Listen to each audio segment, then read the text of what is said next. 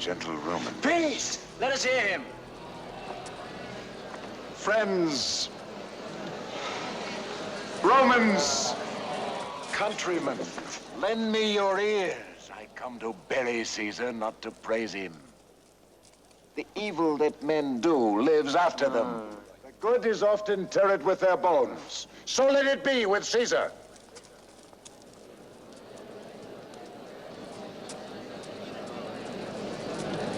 The noble Brutus hath told you Caesar was ambitious.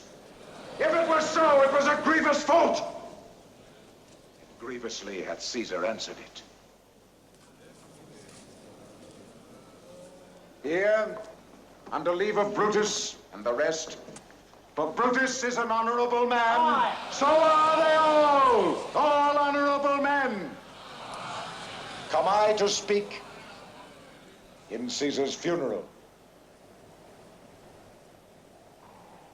He was my friend, faithful and just to me. But Brutus says he was ambitious. And Brutus is an honorable man. He hath brought many captives home to Rome, whose ransoms did the general coffers fill. Did this in Caesar seem ambitious, when that the poor have cried, Caesar hath wept? Ambition should be made of sterner stuff. Yet Brutus says he was ambitious, and Brutus is an honorable man.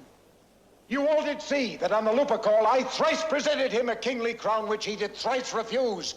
Was this ambition? Yet Brutus says he was ambitious, and sure, he is an honorable man. I speak not to disprove what Brutus spoke, but here I am to speak what I do know. You all did love him once, not without cause. What cause withholds you then to mourn for him?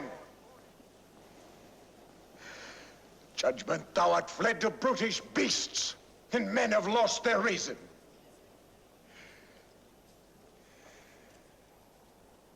Bear with me.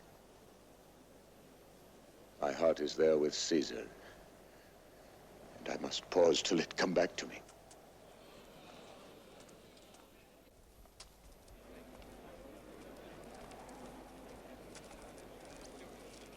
Methinks there is much reason in his sayings. If thou consider rightly of the matter, Caesar has had a great wrong. Has he, masters? I fear there will a worse come in his place. Mark ye his words. He would not take the crown. Therefore, 'tis certain he was not ambitious. There's not a nobler man in Rome than Antony. But yesterday, the word of Caesar might have stood against the world. Now lies he there, and none so poor to do him reverence. Oh, masters, if I were disposed to stir your hearts and minds to mutiny and rage, I should do Brutus wrong, and Cassius wrong, who you all know are honorable men. I will not do them wrong. I'd rather choose to wrong the dead, to wrong myself and you, than I would wrong such honorable men.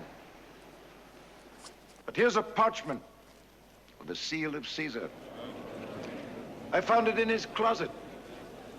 'Tis his will. Let but the commons hear this testament, which, pardon me, I do not mean to read. And they would go and kiss dead Caesar's wounds and dip their napkins in his sacred blood. Yea, beg a hair of him for memory, and dying mention it within their will. The will! Read it!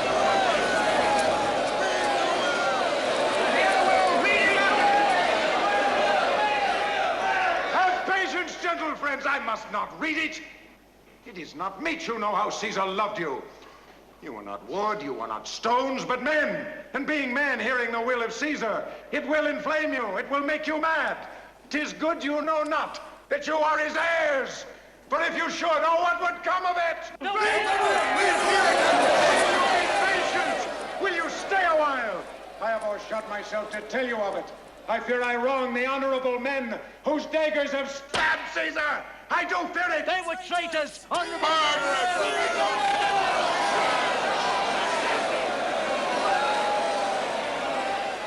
You will compel me then to read the will. The will, read the will.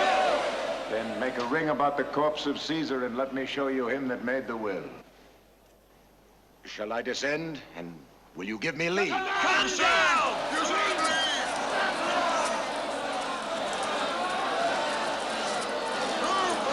That's not so important. Stay back. Stand far off.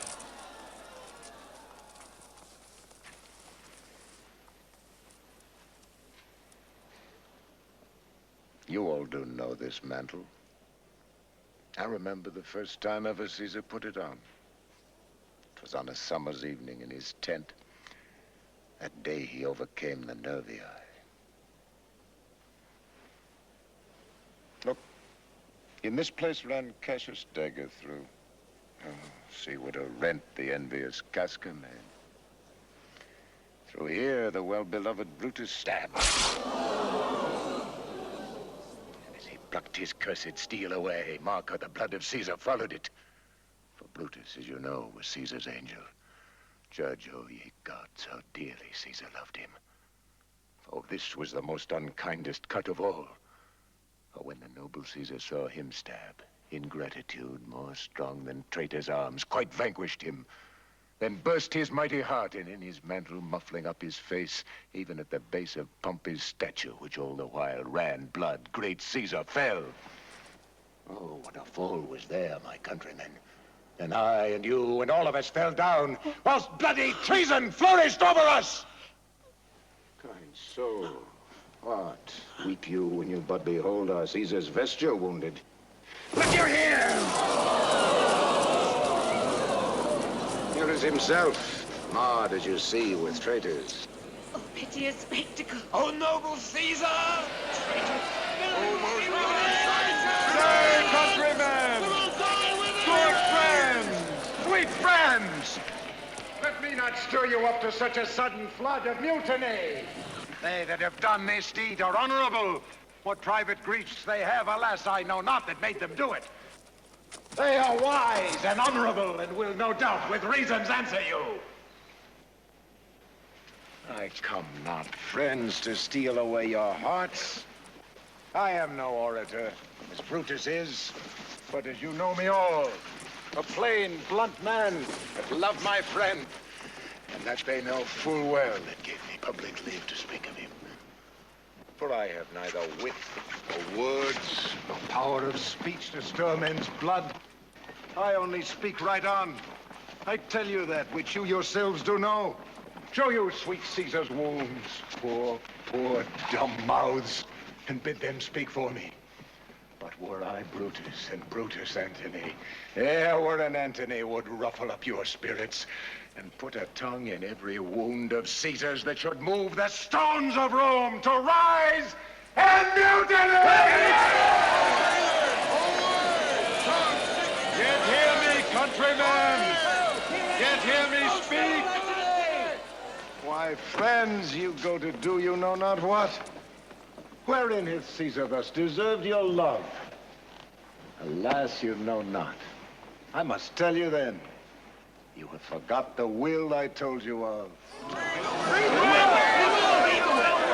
is the will. And under Caesar's seal, to every Roman citizen he gives, to every several man, 75 drachmas. Moreover, he hath left you all his walks, his private arbors and new planted orchards on this side Tiber. He hath left them you and to your heirs forever, common pleasures to walk abroad and recreate yourselves. Here was a Caesar, when comes such another? Come away! Burn his body in the holy place, under the brand of the traitor's houses!